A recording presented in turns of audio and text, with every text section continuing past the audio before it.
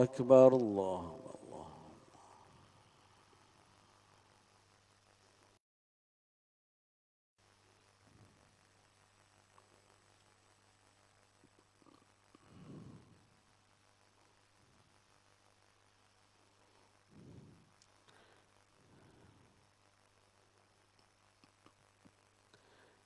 الله أكبر كبيرا والحمد لله كثيرا وسبحان الله بكرة وأصيلا لا إله إلا الله وحده لا شريك له له الملك وله الحمد يحيي ويميت وهو على كل شيء قدير ولا حول ولا قوة إلا بالله العلي العظيم.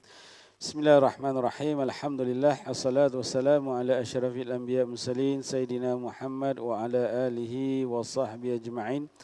Alhamdulillah, kita bersyukur pada Allah atas nikmat iman dan nikmat Islam, nikmat kesihatan sama-sama dapat berkumpul pada zuhur ini. InsyaAllah kita sambung tazkirah kita masih lagi dalam bab dikatakan menghormati kawan, sahabat, karib, ayah, ibu bapa kita atau orang yang tersayang pada kita.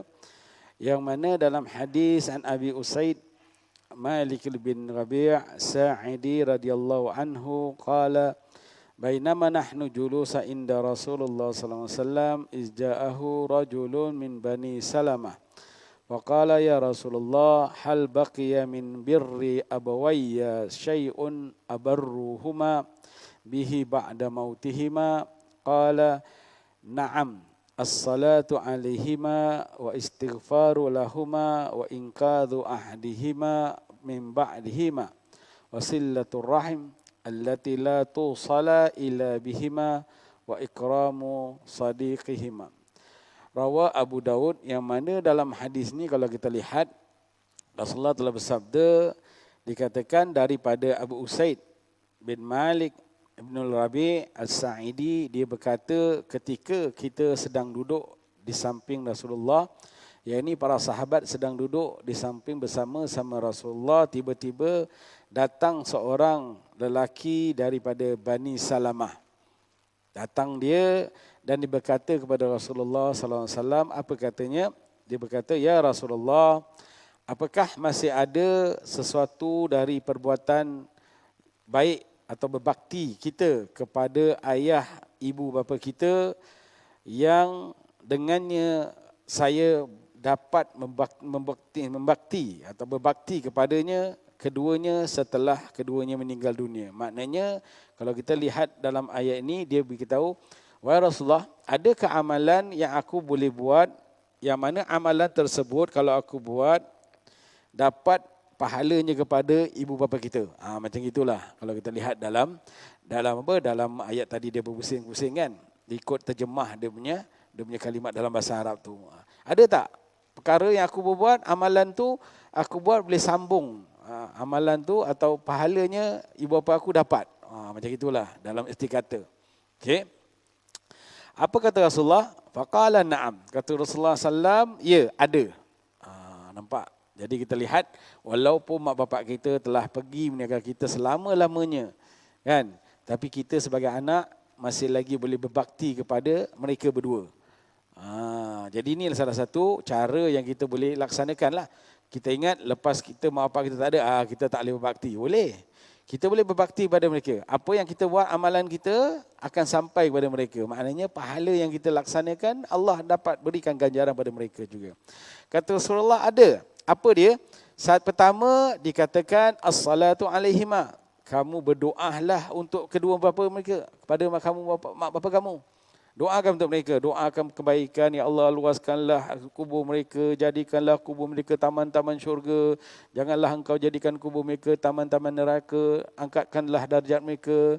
Berikanlah mereka pakaian-pakaian syurga, berikanlah mereka pakaian daripada mahkota-mahkota syurga, yang mana mahkotanya cahayanya seluas seperti langit dan bumi. Itu doa kita lah.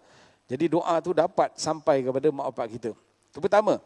Dan yang kedua dikatakan wa istighfar lahumah, memohon ampun kepada Allah untuk kedua mereka.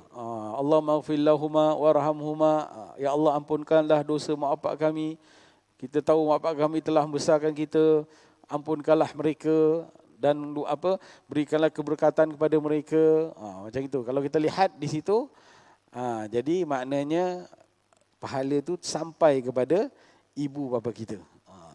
Berdoa kepada mereka. Kata Rasulullah lah, ni bukan saya cuma sampaikan hadis yang dibacakan tadi oleh rawi oleh para sahabat tadi.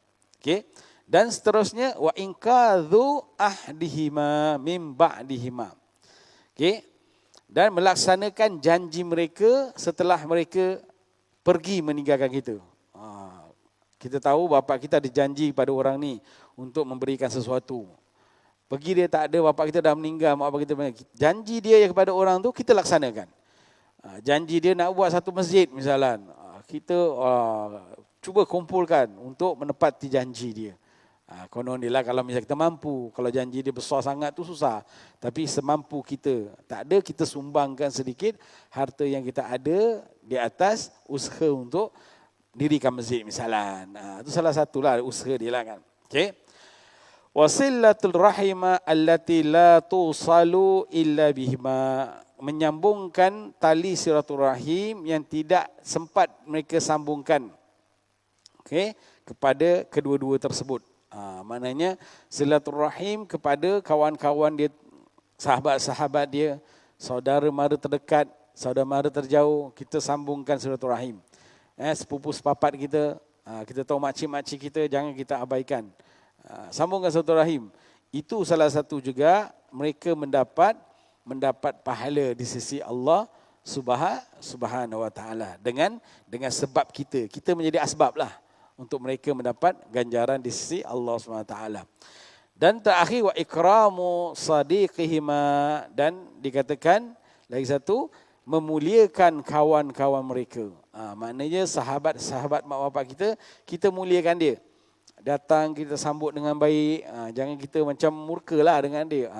Maknanya kita muliakan dia, kita buat baik, kita call tanya khabar dia, kita tanya makcik apa khabar, kita sedekahkan hadiah, kita hantar lauk rumah dia, misalnya memuliakan kawan-kawan mak bapak kita. Itu pun salah satu amalan yang boleh mereka mendapat ganjaran di sisi Allah dengan asbab anak yang soleh yang melaksanakan perkara-perkara tersebut.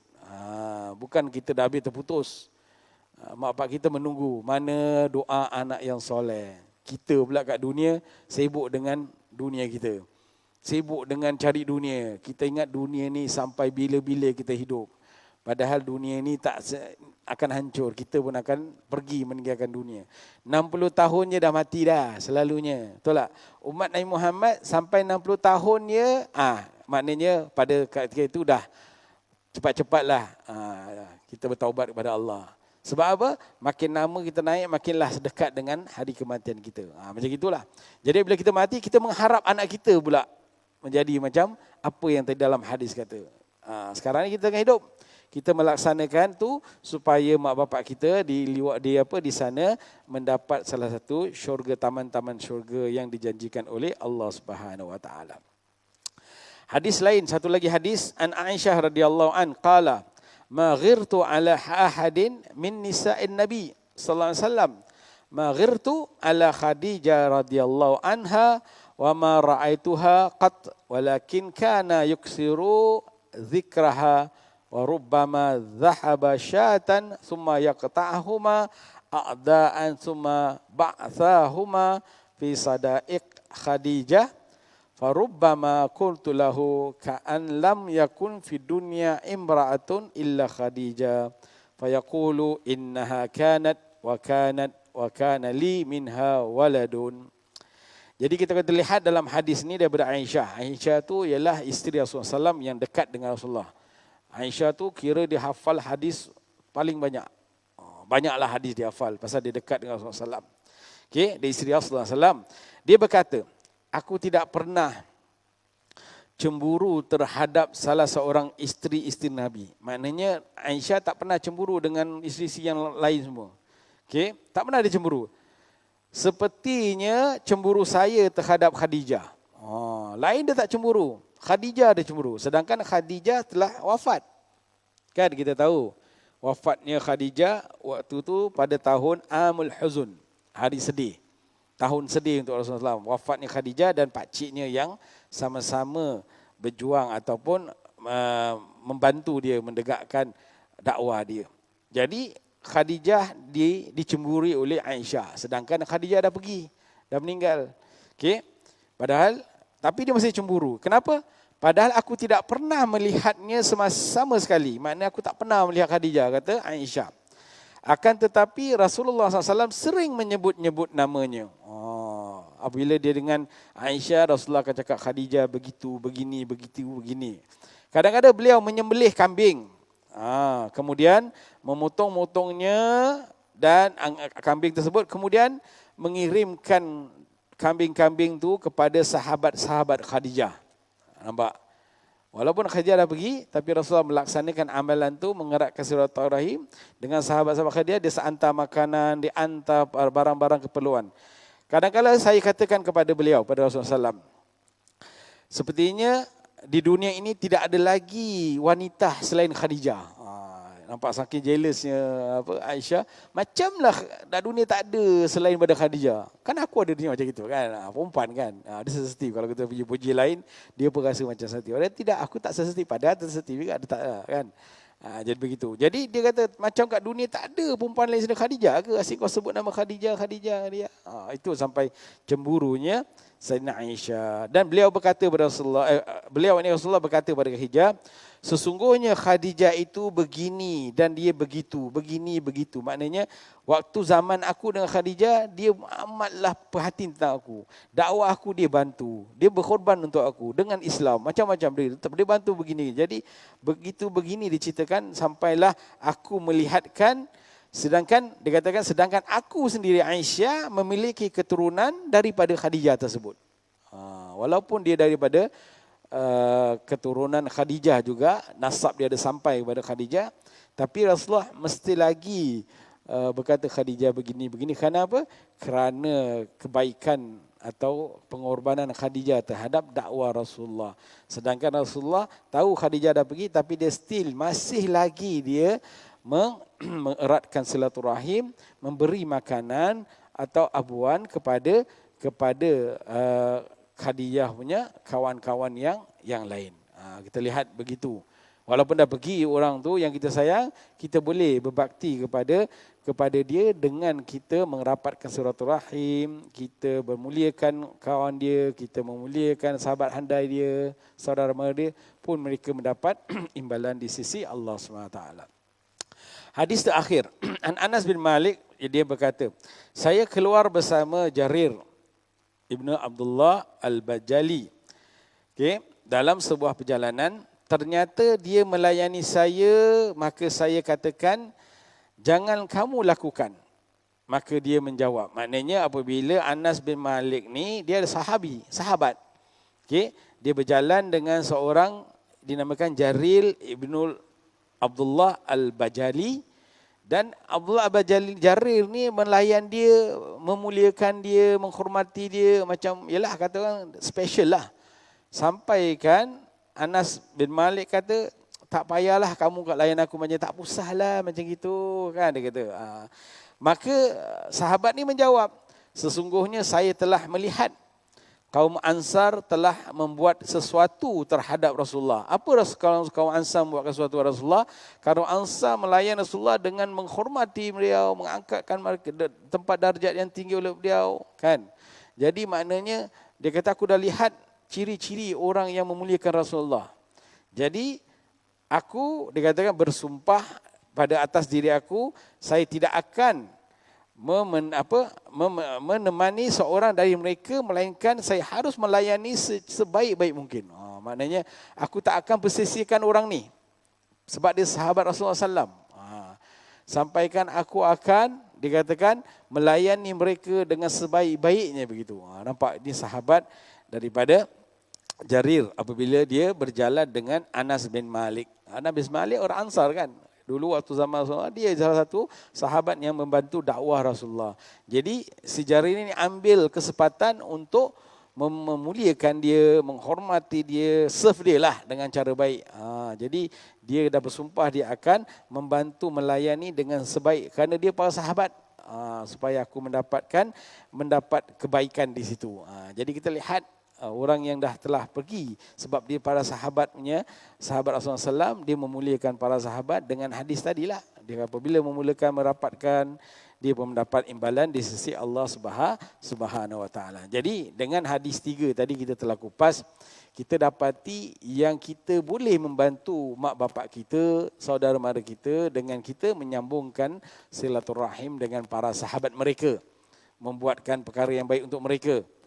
Di luar sana kadang-kadang kita terlupa. Ingat lepas meninggal seorang tu, kita tanpa tak ada apa-apa lagi selain berdoa. Tidak, macam-macam kita boleh melaksanakan, boleh bantu mereka supaya mereka pun mendapat imbalan di sisi Allah, pahala daripada anak yang soleh yang melaksanakan waktu hidup dia.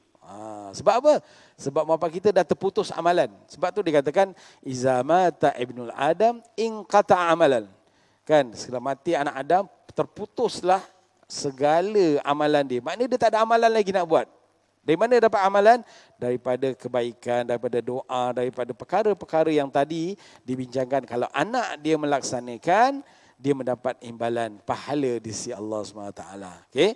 Jadi dengan hadis tadi dapatlah kita imbasi yang mana kita boleh bantu mak bapak kita atau orang-orang yang tersayang kepada kita untuk kita mengeratkan silaturahim, memuliakan kawan sahabat-sahabatnya, saudara-saudaranya, dan seterusnya kita melaksanakan perkara yang baik, mereka pun mendapat imbalan di sisi Allah, pahala yang tak putus-putus daripada anak yang saleh. Jadi saya sampai situ saja, insya-Allah tazkirah saya.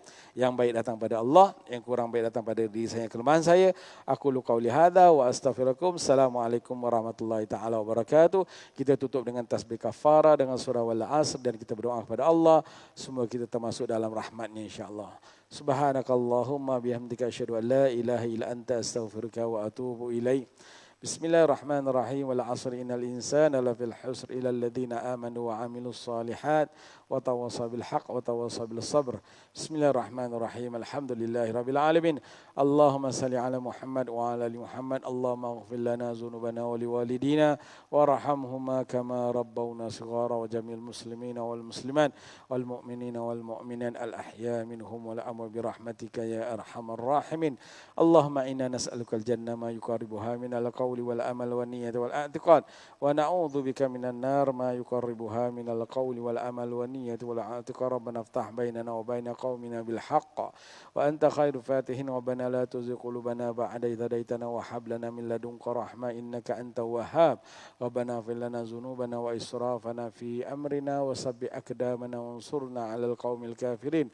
Allahumma inna nas'aluka al-'ilman nafi'an wa rizqan wasi'an wa shifaa'an min kulli da'i wa saqam.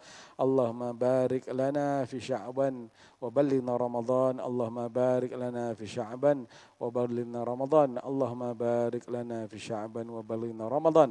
Rabbana atina fid dunya hasanah wa fil akhirati hasanah wa qina adzabannar. Rabbana taqabbal minna du'ana innaka antas samiul alim wa tub 'alaina innaka antat tawwabur rahim. Subhanaka rabbil izzati amma yasifun wa salamun alal mursalin walhamdulillahi rabbil alamin. Taqabbalallahu minkum.